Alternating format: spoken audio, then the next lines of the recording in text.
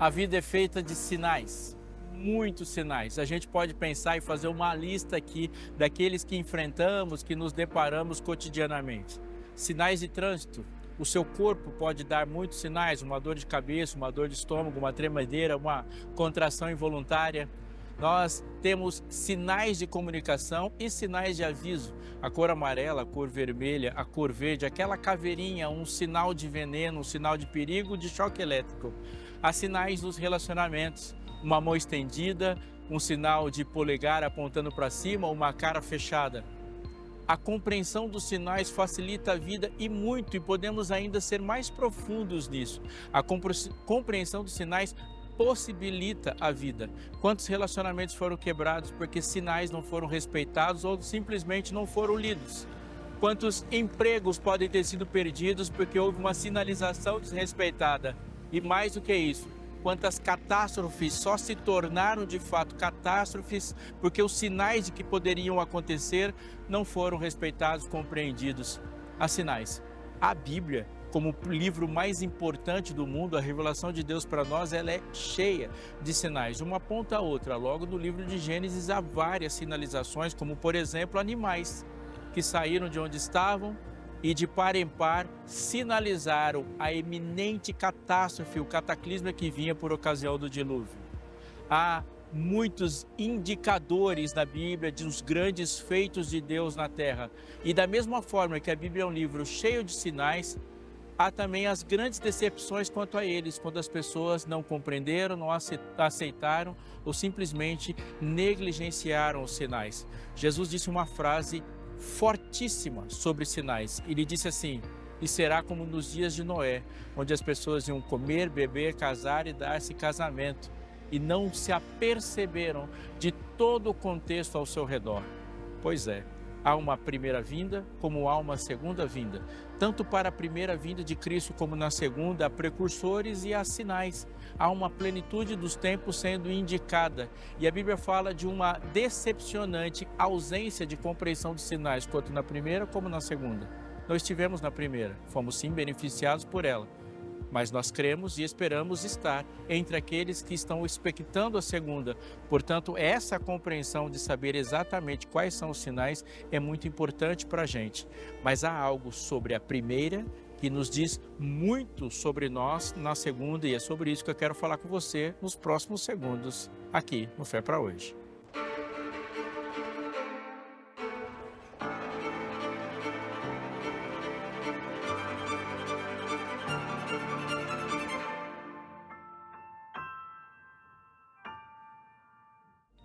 Sabe aquela informação super importante que você está louco para saber, sabe que alguém tem e você está ali procurando? Pois bem, pense em uma que pode mudar sua vida completamente em todos os aspectos, seja no trabalho, na família, nos relacionamentos e para sempre. Às vezes a gente se incomoda de não saber alguma coisa. Pois bem, a gente muitas vezes pergunta e acha que está procurando a verdade, quando na verdade é essa verdade que nos procura. Jesus se definiu como verdade e esse encontro já foi planejado.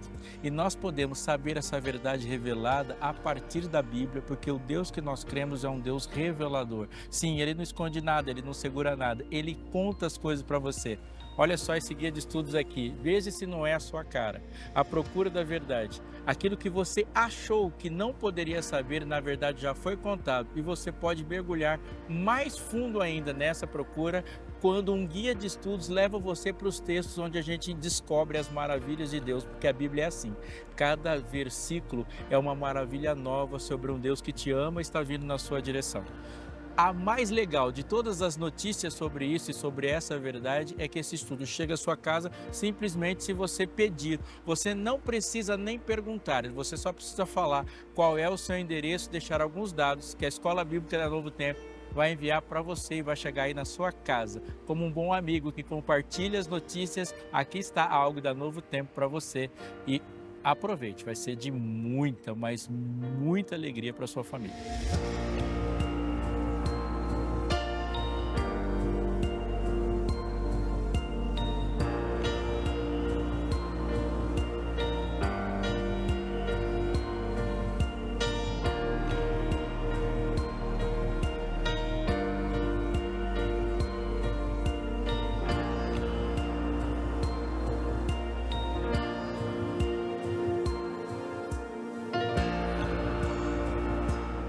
Evangelho de João, primeiro capítulo, verso 10, diz: o verbo estava no mundo. O mundo foi feito por meio dele, mas o mundo não o conheceu. Veio para o que era seu, e os seus não o receberam. Antes da boa notícia veio a má notícia e um retrato de uma realidade que a Bíblia escancara. Ele veio para o mundo, de um mundo em que as digitais dele estão espalhadas em cada canto. Ele é o criador do mundo, mas o mundo não reconheceu aquele que o criou. E ele afunila a informação dizendo: veio para o que era seu, mas os seus não o receberam. Disse isso antes de dizer que todos quanto o receberam, deu-lhes o poder de serem feitos filhos de Deus. Há uma divisão aqui, dentre as muitas divisões que a Bíblia faz, mas aqui no Evangelho de João se divide e se coloca diante de nós dois grupos de pessoas. Aqueles que receberam Jesus, reconheceram Jesus, aqueles que olharam para ele e viram o que ele veio fazer e quem de fato ele era. E esses, o resultado foi que eles foram feitos filhos de Deus. E um outro grupo de pessoas, os que não o reconheceram, os que olharam para ele como simplesmente um homem, um carpinteiro, um revolucionário ou qualquer um dos títulos que o mundo até hoje dá para Jesus, não o reconhecendo nem nas páginas do livro sagrado. Dois grupos de pessoas se destacam. E a gente, olhando para esses dois grupos, tem que fazer a pergunta profunda sobre isso para que a Bíblia traga suas páginas para a gente. Por que aqueles que receberam o receberam? E quais são as causas, as razões, a trajetória que fez com que as pessoas que não receberam não o reconheceram? O que aconteceu com eles? O que eles respeitaram? O que desrespeitaram? Ou qual foi a relação com a revelação anterior que desse eficiência para um grupo? É muito importante olhar para o texto que depois do capítulo 1, e mesmo no capítulo 1, o texto destaca a história de um homem que primeiro o recebeu. João constrói uma linha lógica falando logo de cara de João Batista. Ele diz no texto: havia um homem chamado João. Ele não era o Messias, mas veio para dizer do Messias. Que história fantástica! Os historiadores chamam Alexandre de o Grande, Ciro o Grande. A Bíblia, a boca de Deus soou dizendo sobre este homem, João Batista o Grande. Nós o chamamos de João Batista, o precursor de Cristo. A sua missão na vida era anunciar essa vinda, preparar o caminho para o Messias, pregar sobre uma era vindoura, sobre o maior acontecimento de interferência na história da Terra que qualquer ser humano pôde testemunhar. O texto do Evangelho de João fala deste encontro de João Batista e Jesus. Este, diz o verso 19, foi o testemunho de João, quando os judeus lhe enviaram de Jerusalém sacerdotes e levitas para perguntar: quem é você? Ele confessou e não negou. Confessou: eu não sou o Cristo. Diante disso lhe perguntaram: quem é você então? Você é Elias? Ele disse: não sou. Então perguntaram: você é o profeta? Ele respondeu: não, não sou. Disseram-lhe então: diga quem é você, para podermos dar uma resposta àqueles que nos enviaram. O que é que você diz a respeito de si mesmo? E ele disse: eu sou a voz do que clama no deserto. Endireitem o caminho do Senhor, como disse o profeta Isaías. Ali, João Batista tinha uma consciência que deve ser uma consciência desenvolvida por todos os seres humanos. João Batista tinha e trabalhava na sua vida com algumas realidades da sua sabedoria. Ele sabia quem ele era. Ao mesmo tempo, ele sabia quem ele não era, mas ele sabia também quem Jesus era. E pense na profundidade desses conhecimentos para a nossa vida hoje. Não saber quem somos gera um enorme problema. E quando nós não temos essa consciência de quem somos, nós também não vamos saber o que devemos fazer. Mas é muito importante hoje saber quem nós não somos, para ter essa postura diante do mundo, para ter respostas interessantes, importantes e relevantes para o mundo, e para não entrar nas enrascadas que o mundo propõe quando a gente não tem certeza de quem não somos. Mas de todas essas certezas, elas são pequenas, perto da maior de todas as certezas que um ser humano pode ter. Quem é Jesus? E diante de Jesus, João Batista afirma essa certeza quando ele diz: eis o Cordeiro de Deus que tira o pecado do mundo. Agora atente para isso. A nossa pergunta é: aqueles que o receberam, aqueles que o conheceram baseados em quê? Quando Jesus andou pelo mundo, ele não andou pintado de dourado ou de cor-de-rosa. Ele não andou com uma placa na mão dizendo, sou o Messias.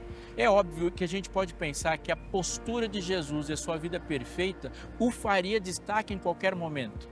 Mas um Jesus que anda pela multidão, um Jesus que vai até uma mercearia, um armazém para comprar alguma coisa, um Jesus que segura um martelo e bate um prego, um Jesus que fala em aramaico como todo mundo fala, que paga impostos como todo mundo paga e que usa roupas como todo mundo usa.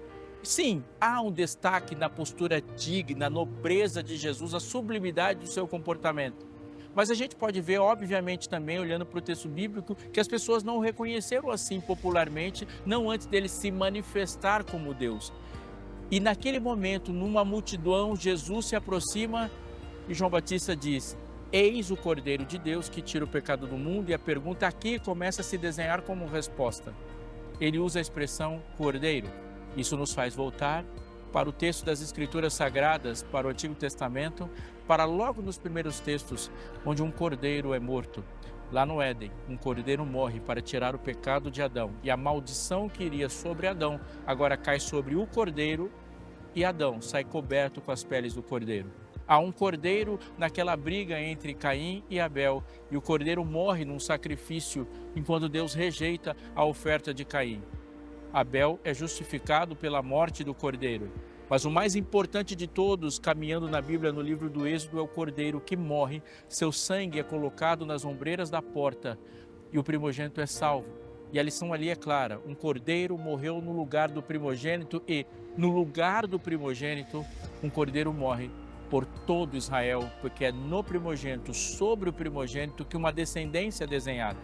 Desse ponto para frente, todos os anos é ordenado a Israel que eles façam a festa da Páscoa, lembrando a saída, a libertação do Egito e numa dimensão maior da maneira como Deus quer explicar a vida, a redenção e o futuro para a gente. A festa da Páscoa lembra do Cordeiro Pascal e como o preço foi pago para essa redenção, para essa libertação, a libertação do mundo. Quando a gente olha no livro de Apocalipse, o Cântico de Moisés, e as referências a um cordeiro que foi morto desde a fundação do mundo, a um governo do cordeiro colocado e visto no centro do trono, o cordeiro que vence o dragão, sim, o cordeiro é Cristo, de uma ponta até a outra da Bíblia. Quando Moisés explica para o povo e escreve no texto sagrado de que a festa era um estatuto perpétuo e todo dia 14 do mês de Abib ou Nisan, o cordeiro deveria ser imolado e a festa deveria ser feita, ele estava dizendo de um cordeiro que viria. João olhou para Jesus e disse, ele é o cordeiro.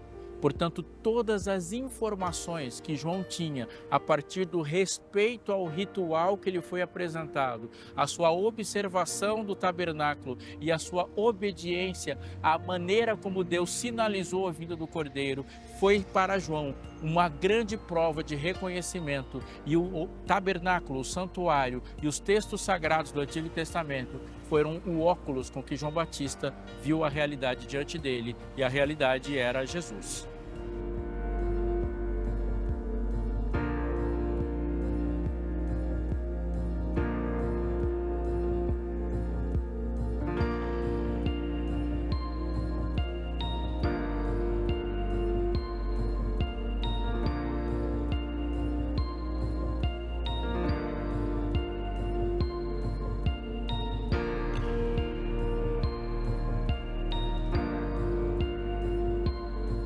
No Evangelho de Lucas, capítulo 2, do verso 22 até o 36, há um relato do encontro de José, Maria e Jesus com duas pessoas. E elas estão dentro de um contexto de um Jesus e de um Messias reconhecido. Lá no Jordão, quando João Batista olha para Jesus e diz, eis o Cordeiro de Deus que tira o pecado do mundo, há um encontro de dois homens adultos. João Batista, com o ministério já consolidado, tendo discípulos e pregando e sendo bem conhecido a ponto de os fariseus mandarem representantes para ouvi-lo, e até foi questionado se ele mesmo era o Messias. Ele viu um outro homem adulto, Jesus.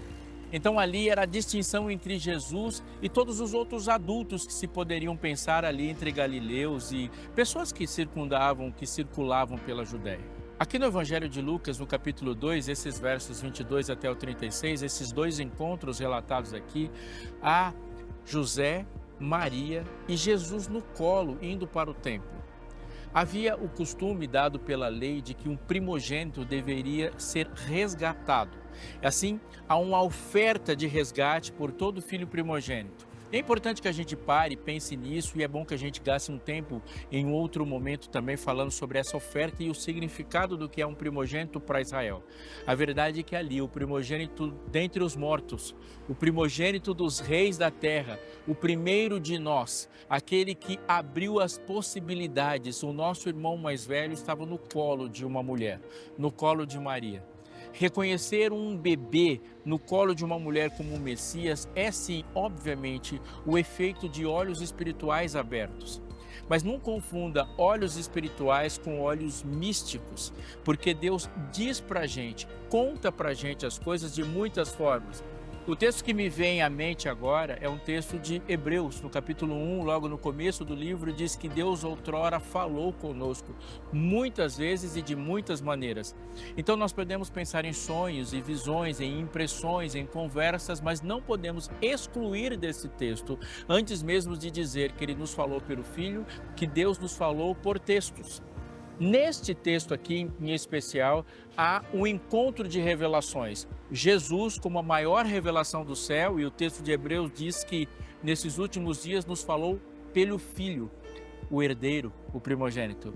Mas também, antes mesmo de haver um texto bíblico escrito que chegasse a nós, há no primeiro momento onde Deus fala com o primeiro autor da Bíblia, a ordem para se construir um santuário. E me farão um santuário, diz o texto, para que eu possa habitar, tabernacular, nesse relacionamento de presença de Deus com o seu povo. Mas o tabernáculo é muito mais que um conjunto de peças e ritos e cores e itens sagrados intocáveis. O tabernáculo é a forma didática com que Deus escolheu se revelar para o povo, revelar quem era o povo, revelar o seu conceito divino, sagrado e perfeito de santidade, mas revelar a história de quais seriam os seus atos para com o povo. Veja, quando nós olhamos, por exemplo, no livro de Levítico, capítulo 23, há uma estrutura do calendário e a sequência de festas nesse tabernáculo, começando com a festa da Páscoa e terminando com os tabernáculos. Quando você olha para a Bíblia nesse capítulo, você vai perceber que a festa da Páscoa tem seu cumprimento do Antigo para o Novo Testamento quando Jesus nasce. Da mesma forma, o pão asmo como vitória sobre o fermento do pecado que somente é possibilitado pela Páscoa e a vinda de Jesus. Não existe nenhuma vitória e nem sentido para a vitória sobre o pecado se não houver o cumprimento da promessa daquele que veio nos libertar do pecado. Quem esmaga o pão com fermento, transformando-nos nos asmos para Deus, é Cristo. E como também uma festa das primícias naquele calendário, e a festa das primícias é um grão, que é o primeiro que rompe a terra, o primeiro broto, a primeira oferta, como Paulo simbolizou dizendo que seriam os ressuscitados. Não há ressurreição sem Cristo. E essa sequência é lógica quando há um Pentecostes. Nesses dias, nessas semanas, esses 50 dias pós-Páscoa e o Pentecostes há, dentro da construção da festa, um relacionamento com o estrangeiro. E ali no Pentecostes que se cumpre também. E nessa sequência nós vamos chegar a uma festa muito importante que é precedida pela trombeta. A trombeta avisa que haverá a festa da expiação.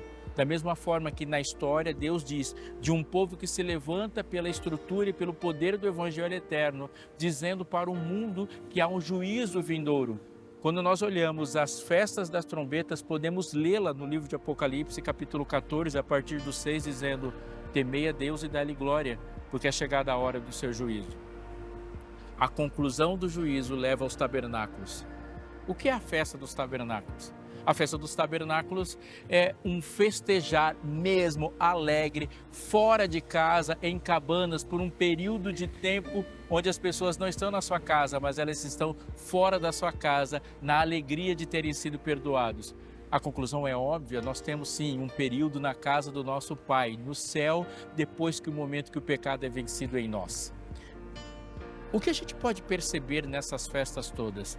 Deus, repito, quis revelar o processo, quem ele é na história, como ele conduz os seus atos e a ênfase da presença do Filho Redentor neste mundo.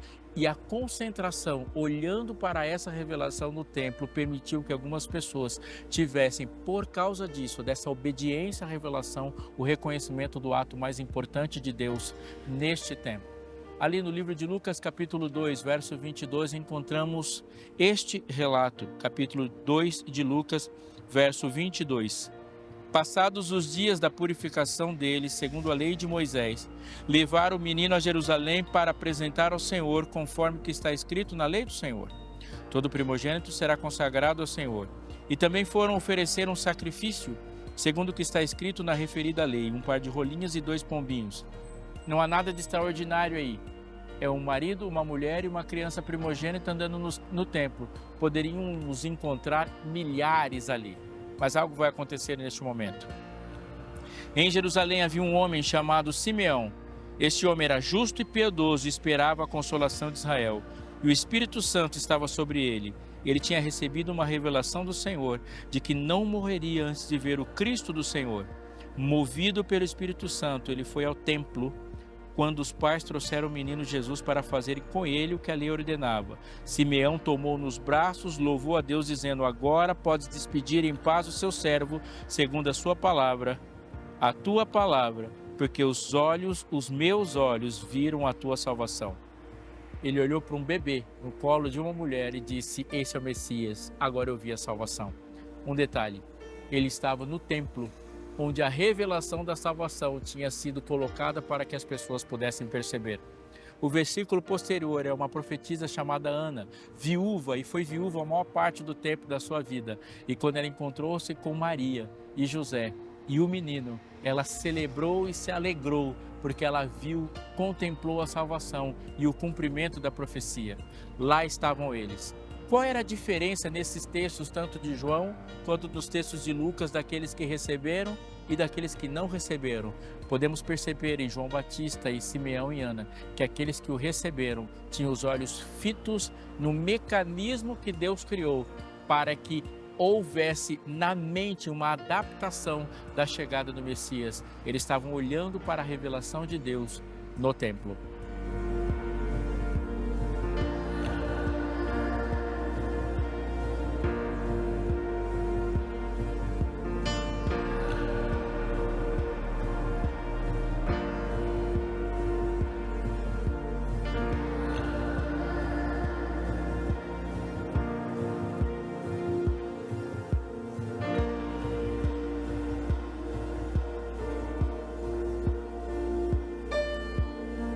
No segundo livro dos Reis, capítulo 23, a partir do verso 21, há uma informação importante que numa leitura rápida não podemos ver, mas aqui ela salta diante dos nossos olhos. O rei deu ordem a todo o povo dizendo: celebrem a Páscoa ao Senhor, o Deus de vocês, como está escrito nesse livro da aliança. Porque nunca se celebrou uma Páscoa como esta desde os dias dos juízes que julgaram Israel, nem durante os dias dos reis de Israel, nem nos dias dos reis de Judá. Porém, no 18º ano do reinado de Josias, essa Páscoa foi celebrada ao Senhor em Jerusalém. Há margem para a interpretação, mas não há muita margem para a gente fugir da realidade que o texto nos diz.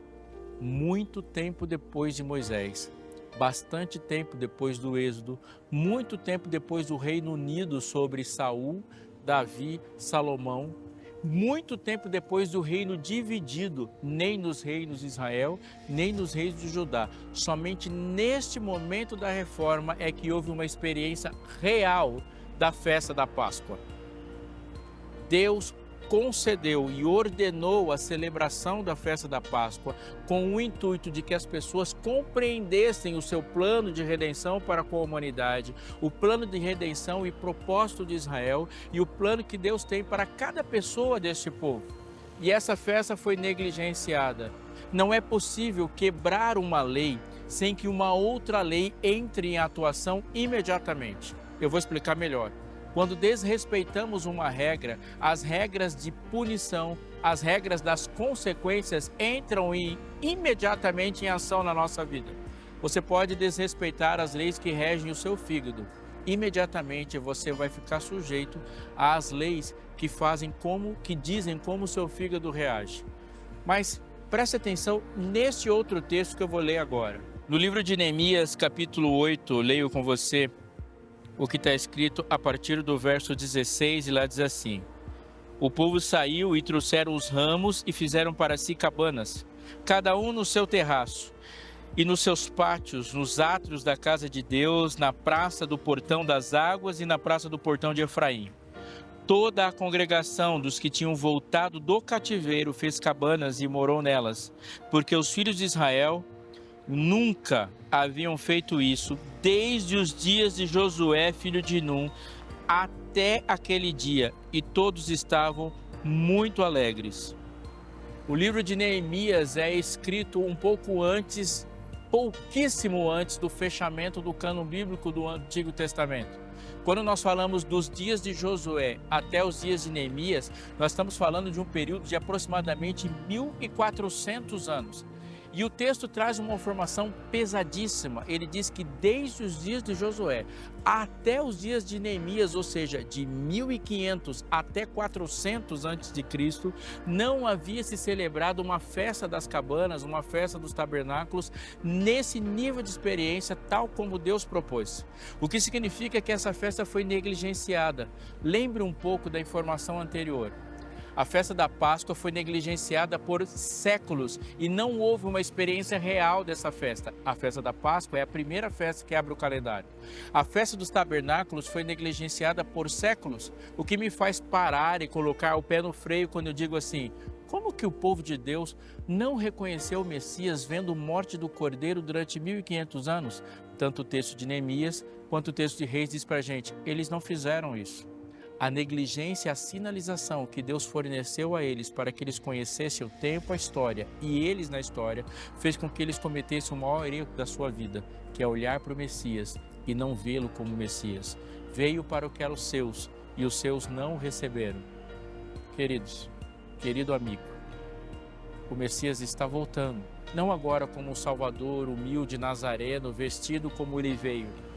Deus está vindo nas nuvens com poder e glória, e espalhou sinais na sua revelação.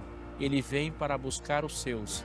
Qual é a resposta? E como você e eu pode se preparar para dar a resposta adequada, a ponto de olhar para o céu e dizer, era dele que eu falava? A resposta e o preparo está na maneira como nos concentramos nos sinais que ele espalhou pelo caminho.